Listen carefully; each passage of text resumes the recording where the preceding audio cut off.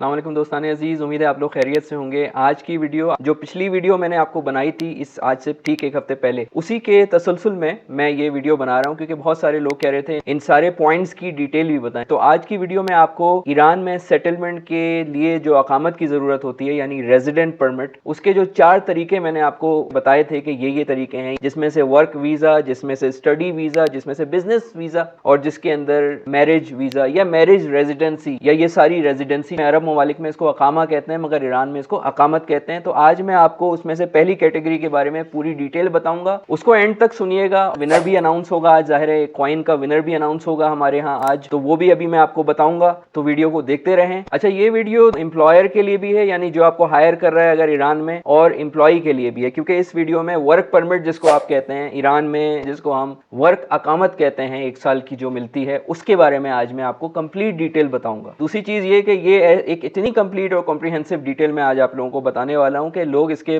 10-10, 15-15 हज़ार रुपए सिर्फ ये सारी बातें बताने के, करने के नहीं, बताने के लेते हैं। तो फी सबीलिल्लाह आप लोगों को ये चीजें बता रहा हूं, वैसे मेरी सर्विसेज अलग है। और दूसरी चीज ये कि अभी तक मैंने तो कम से कम ऑनलाइन ये पूरा प्रोसेस नहीं देखा क्योंकि मैं पहले रिसर्च भी करता हूं। तो बहरहाल ये पूरा प्रोसेस मैं जगह जगह जाकर मालूमात लेके आप लोगों को स्टेप बाय स्टेप बताऊंगा। इस प्रोसेस के कुल 6 स्टेप्स हैं जो आपको पूरे सुनने होंगे। उसके बाद जो हजरात ईरान में जॉब लेने यहाँ आना चाहते हैं उनके लिए काफी आसानी इंशाअल्लाह ताला होने वाली है। ये भी वीडियो में मैं आगे जाके आप लोगों को बताऊंगा कि ये जो मैं अब आपको प्रोसेस बताने वाला हूँ कि किस तरह ईरान में जॉब परमिट अप्लाई किया जा सकता है, जो जॉब देखी जा सकती है, जो इंडस्ट्रीज हैं, उसके बारे में भी इसी वीडियो के आगे जाके हाईलाइट करूँ। और वीडियो के दौरान मैं ये भी बताने वाला हूँ कि हर हफ्ते जो आप एक कॉइन हासिल करते हैं, तो इस दफा का जो कॉइन विनर होगा उसकी कुरानदाजी भी आप लोग की नजरों के सामने होगी। वंस अगेन नए लोग आ रहे हैं इस वीडियो को देखने, हम हर हफ्ते एक विनर अनाउंस करते हैं और उस विनर को एक इमाम रजा अलैहिस्सलाम के हरम का ओरिजिनल बरकत वाला सिक्का दिया जाता है। पूरी दुनिया में अरसाल होता है। इसके अलावा आपका जो भी विनर होता है उसका नाम भी हम कम्युनिटी पोस्ट में शाउट आउट भी देते हैं, चैनल को प्रमोट करते हैं। तो ये सिलसिला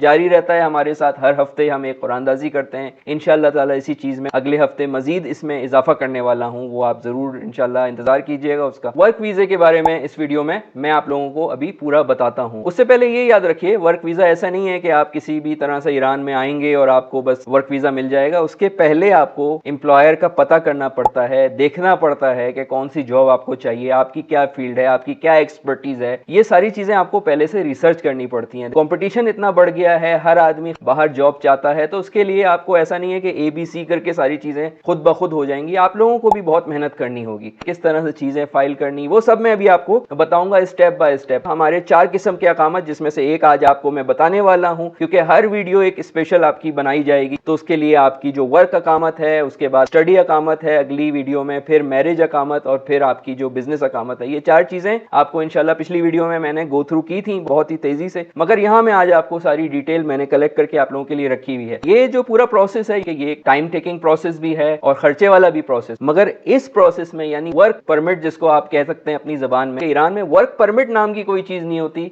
ईरान के अंदर वर्क परमिट की जगह वर्क अकामत कहते हैं यानी वर्क रेजिडेंसी। उसको अप्लाई करने के लिए जितने खर्चे होते हैं, अब तक जितने मैंने केसेस देखे हैं, टिपिकली वो आपका एम्प्लॉयर आपको जो खर्चा है वो बर्दाश्त करता है। जितना भी खर्चा होगा, अगर एम्प्लॉयर कह रहा है कि आप करें तो आपको बताना होगा कि टिपिकली एम्प्लॉयर ये खर्चा उठाता है। और वर्क वीजा के लिए जो आपको जॉब चाहिए होती है, मेरे चैनल पे कई जॉब्स मैं आपको बता चुका हूं अल्हम्दुलिल्लाह। बहुत सारे लोग अपनी फैमिली के साथ ईरान में, तेहरान में $2,000 की, $1,500 की जॉब यानी 4 से 6 लाख पाकिस्तानी रुपए की जॉब इस वक्त लेके बैठे हुए हैं। पूरी फैमिली उनकी सेटल हुई हुई है, उनका सारा खर्चा और सारा पेपर वर्क उनके एम्प्लॉयर ने उठाया है। चलें उससे पहले जरा कुरानदाजी कर लेते हैं, तो कंप्यूटर ऑन करें। तो ये वंस अगेन मैं बता दूं, हमारा कॉइन जो हर दफा, उसके रूल्स ये हैं। हमारा चैनल सब्सक्राइब करना है, वीडियो लाइक करनी है, वीडियो के अंदर कमेंट लाजमी करना है, उस कमेंट से हम विनर निकालते हैं, मगर वो कमेंट पहले चेक होता है कि आपने हमारा सबसे पहले इंपॉर्टेंट व्हाट्सएप चैनल भी फॉलो किया है, टिकटॉक को फॉलो किया है और फेसबुक खासतौर पर फॉलो किया है, और जो भी रूल सामने मैंने लिखे। उसके बाद ये कुरानदाजी होती है और इस दफा देखते हैं अभी कुरानदाजी में कौन पिक हुआ है। अल्लाहुम्मा सल्ली अला मुहम्मद व आले मोहम्मद। जनाब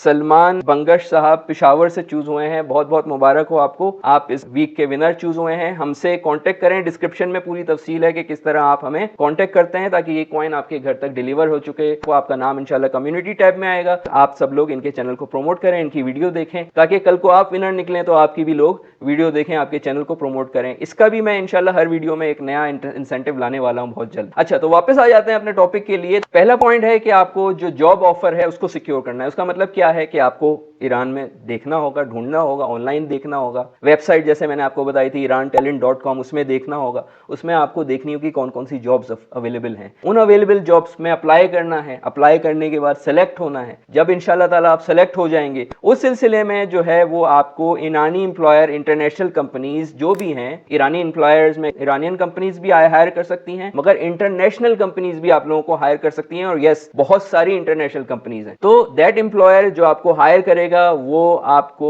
स्पॉन्सर करेगा, उसको आप स्पॉन्सर कहते हैं। वो आपका सारा नेसेसरी पेपर वर्क कराएगा। पॉइंट नंबर 2, जब आपकी जॉब हो जाएगी और एम्प्लॉयर आपका पेपर वर्क स्टार्ट करना शुरू करेगा, तो एम्प्लॉयर आपकी एप्लीकेशन जो है ministry of cooperative labour and social welfare, जिसको फारसी में हम वजारत ताउन कारो रफा इज्तिमाई कहते हैं, वहां पे आपकी एप्लीकेशन भेजेगा। यानी गवर्नमेंट के लेबर डिपार्टमेंट में आपकी एप्लीकेशन भेजेगा। वो एप्लीकेशन आपकी अप्रूव होगी और उस एप्लीकेशन में आपके एम्प्लॉयर को साबित करना होगा कि ये जॉब्स ईरानियों के लिए अवेलेबल नहीं है, तो हमें बाहर से लोग लेने पड़ रहे हैं। खासतौर पे फॉरेन कंपनीज होती हैं, फॉर एग्जांपल टेलीकॉम की कंपनीज हैं, कोई एम्बेसीज हैं या कोई इदारा है एजुकेशनल, तो वो जाहिर है उर्दू पढ़ानी है किसी को, तो वो उर्दू का टीचर ईरान में तो नहीं मिलेगा, पाकिस्तान से मंगाएगा। हिंदी का टीचर इंडिया से मंगाएगा, तो वो उनको बताना होगा इस इंस्टीट्यूशन में जिसका नाम है ministry of cooperative labour social welfare कि ये जॉब्स हम यहाँ पे नहीं हासिल कर सकते, इसके लिए हमें बाहर से कोई बंदा मंगवाना है और ये वो बंदा है जो हमने सेलेक्ट किया है। तो वो एम्प्लॉयर आपका फिर डिटेल आगे देगा, आपकी क्वालिफिकेशन बताएगा, आपकी जो स्किल्स रिक्वायर्ड हैं, नेसेसरी जो भी चीजें हैं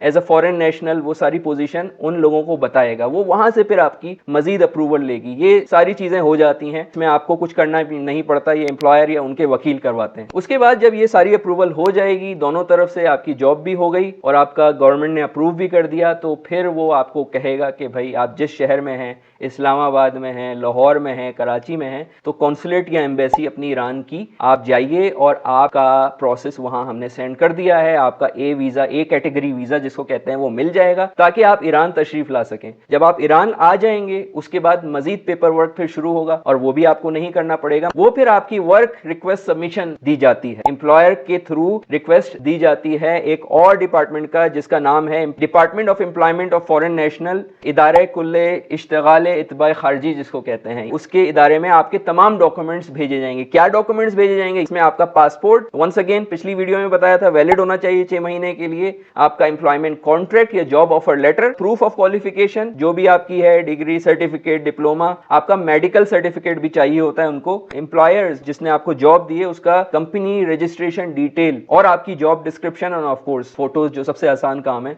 ये सारी चीजें आपकी तरफ से इस इदारे को एम्प्लॉयर भेजेगा। अब प्रोसेसिंग, इसमें फीस भी होती है, इसमें टाइम भी लगता है। आप ईरान आए हुए हैं, आपको कुछ भी नहीं करना, आपको सिर्फ इंतजार करना है। 2 से 3 महीने आपको लग जाते हैं पाकिस्तान के अंदर जॉब के सारे पेपर वर्क में तकरीबन। ये डिपेंड करता है एम्प्लॉयर आपका कितना तगड़ा है। और यहां आने के बाद जो ये पेपर वर्क है उसमें भी 2 से 3 महीने कम से कम लग जाते हैं, 6 महीने भी हो जाते हैं, जब तक कि आपका अकामत नहीं आता। अकामत नंबर 4, अकामत कहते हैं रेजिडेंसी, वर्क रेजिडेंसी की हम बात कर रहे हैं। तो वो आपको इशू होता है आपके पास, आपके पासपोर्ट के अंदर, आपका पासपोर्ट वो लोग लेते हैं, उसके अंदर आपका वर्क परमिट की स्टैंप लग जाती है। अब आप लीगली ईरान के अंदर वर्क भी कर सकते हैं, अच्छे खासे बेनिफिट्स आपको मिल सकते हैं, अपनी फैमिली को भी बुला सकते हैं। उन सब का भी इसी बेस पे, जिसको डिपेंडेंट बेस कहते हैं, वो आपका अकामत पूरी फैमिली का सेटलमेंट हो जाती है। तो ये सारा प्रोसेस हो जाता है। उसके बाद नॉर्मली आप काम करना शुरू करते हैं, आप काम करते रहते हैं और उसके बाद फिर आपका हर साल इसी प्रोसेस के साथ वो visa, residence permit, permit extension, आपके कॉन्ट्रैक्ट पे आपकी जॉब के